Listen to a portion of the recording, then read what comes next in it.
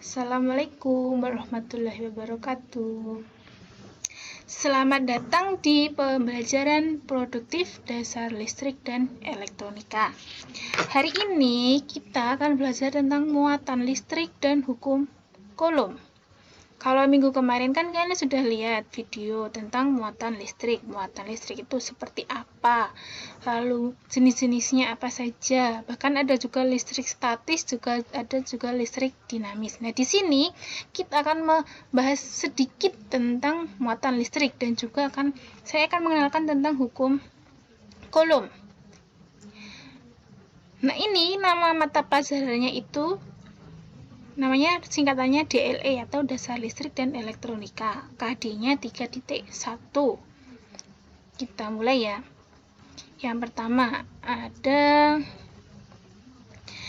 ini yang harus kalian kuasai. Yang pertama jelas muatan listrik itu apa saja, jenis-jenisnya seperti apa saja, sifat-sifatnya juga seperti apa saja. Lalu hukum Coulomb, dan jangan lupa nanti kalian akan saya beri 5 latihan soal tentang hukum Coulomb. Yang pertama muatan listrik.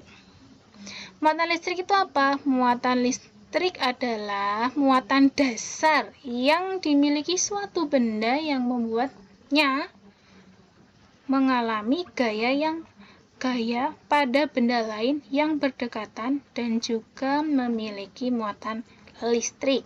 Contoh penerapannya yang mudah dalam kehidupan sehari-hari, yang pertama ini ada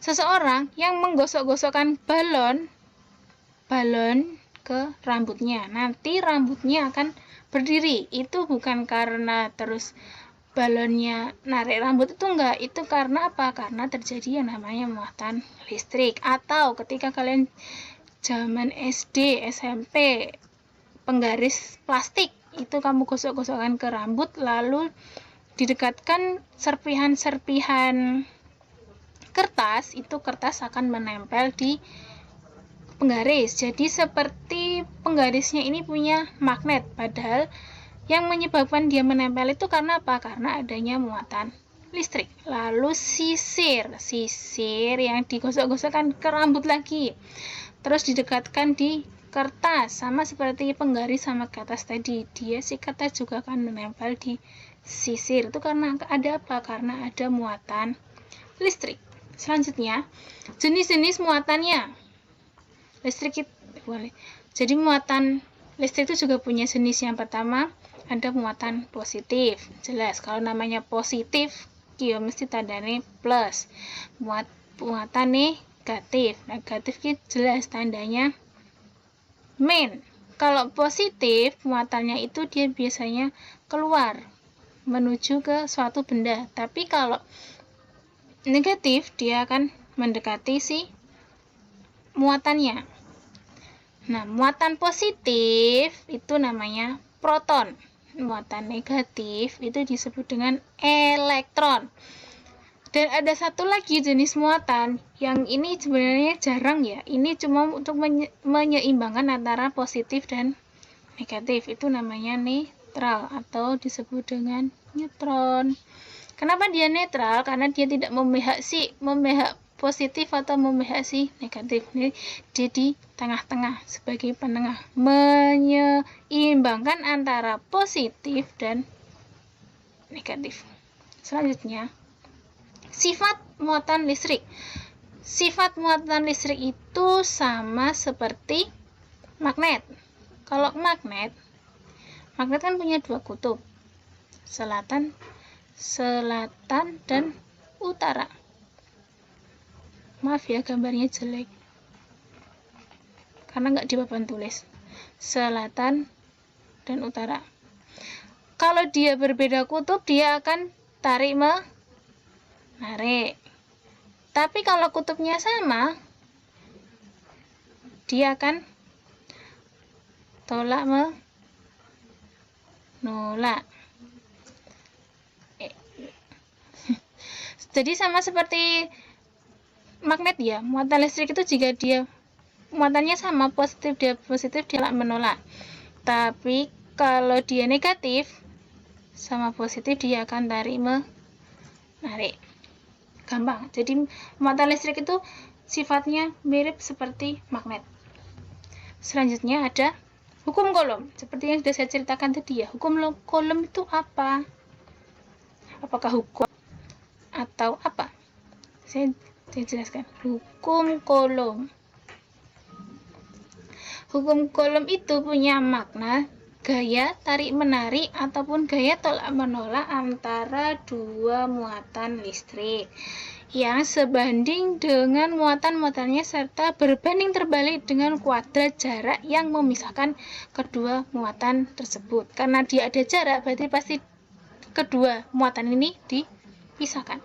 Secara matematis atau secara rumus sudah dituliskan seperti ini. Gaya itu satuannya adalah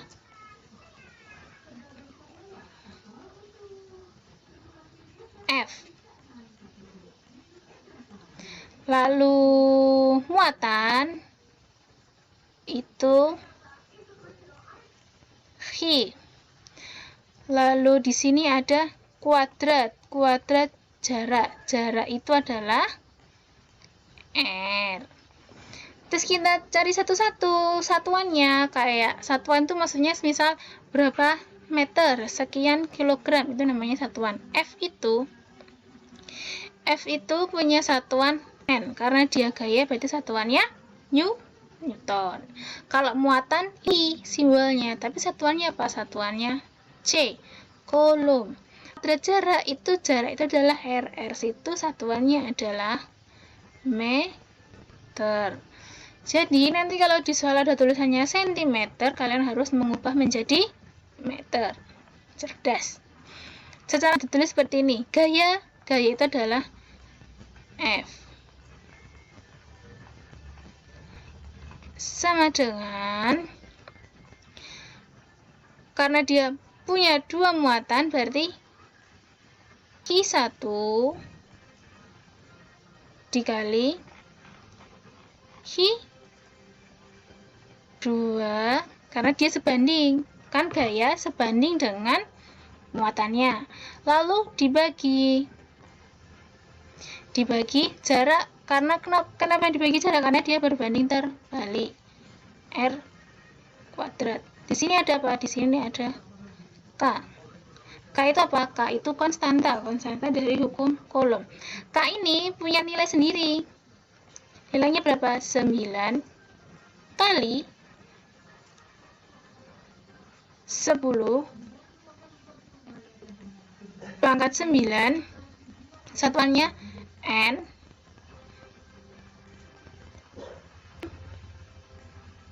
per C kuadrat. Gini. Jadi K itu 9 kali 10 pangkat 9 Newton meter per C kuadrat. Jadi rumusnya hukum ini. F sama dengan K dikali H1 dikali H2 per R kuadrat. Kita langsung ke contohnya saja. Ini bisa kalian baca ya soalnya. Terdapat suatu benda, Q-nya berapa? Q-nya 1 Coulomb. Yang Q2-nya berapa? Q2-nya min 2 Coulomb. K-nya berapa? K-nya 9 kali 10 pangkat 9 N M kuadrat per C kuadrat. Jaraknya berapa? 15 meter. Karena jaraknya 15 meter, dia tidak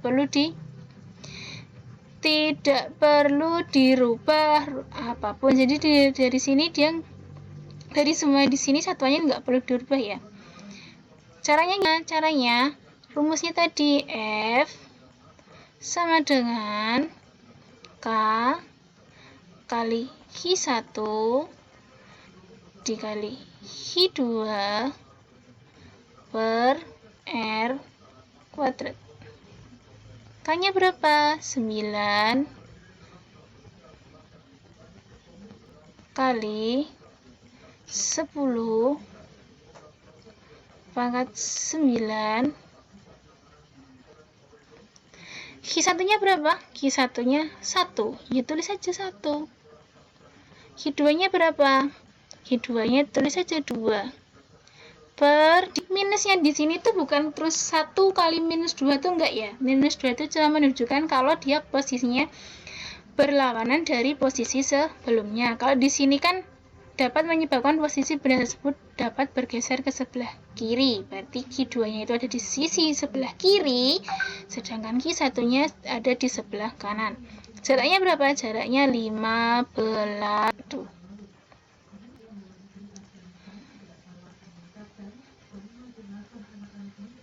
Sebentar. 15 kuadrat. Nah, selalu dihitung. 9 karena ada di bilangan berpangkat ini nggak perlu dihitung. Kamu dihilangkan aja, tapi jangan terus dihilangkan, nggak dihitung nggak, tapi tidak perlu ikut dihitung. Jadi tinggal 9 kali 1 kali 2 18. 15 kuadrat berapa? 15 kuadrat. 15 kuadrat. 15 kuadrat itu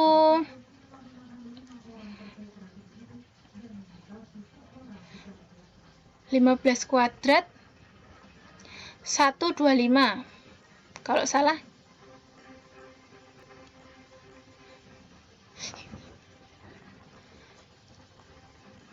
jadi nanti tinggal 18 dibagi 125 kali 10 pangkat 9.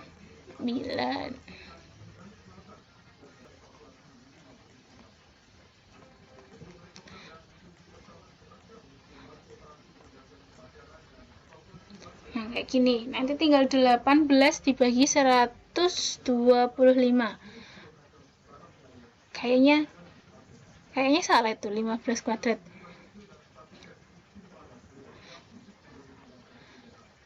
Kalau sudah seperti ini, tinggal nanti disederhanakan saja. Bisa 18 dibagi 125. Itu bisa atau salah toh. Maaf ya, sebenarnya 225. Tadi salah hitung. Jadi 18 dibagi 2,25 kali 10 pangkat 9. Ini 10 pangkat 9-nya tidak perlu dihitung, tinggal 18 dibagi 225.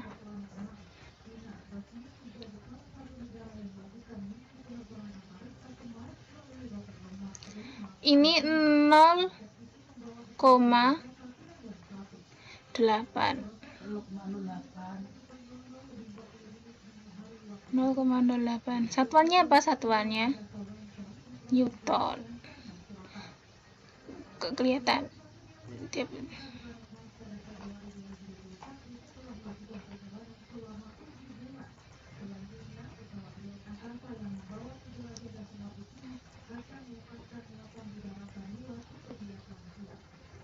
Nah, kayak gini, 0,08 Newton. Jadi saya diulangi ya. Jadi rumusnya buat menentukan besarnya gaya kolom itu adalah F K Q1 dikali Q2 per R kuadrat. Jadi K-nya berapa? K-nya 9 kali 10 pangkat 9. Di sini sudah ada. Kali Q1-nya berapa? Q1-nya 1, Q2-nya 2. Lalu R-nya berapa? R-nya 15 kuadrat. Jadi 9 kali 1 kali 2 adalah 18. Karena ini 15 kuadrat itu tadi salah ya, maaf ya, itu 225 dikali 10 pangkat 9. Nah, 10 pangkat 9-nya itu tidak perlu kalian hitung, terus kamu ngitung 10 kali 10 kali 10 kali 9 itu kelamaan, jadi itu enggak, langsung ditulis saja. Hasilnya tinggal 18 dibagi 225 itu 0,08 kali 10 pangkat 9 Newton. Selesai. Nah, selanjutnya ini untuk kalian silakan kerjakan latihan soal ini di buku latihan kalian, difoto kemudian upload di Jakarta tentunya. Jangan lewat WhatsApp ya, kecuali kalau benar-benar error lagi boleh di WhatsApp. Oke, sekian pembelajaran hari ini. Semoga kalian paham. Terima kasih. Wassalamualaikum warahmatullahi wabarakatuh.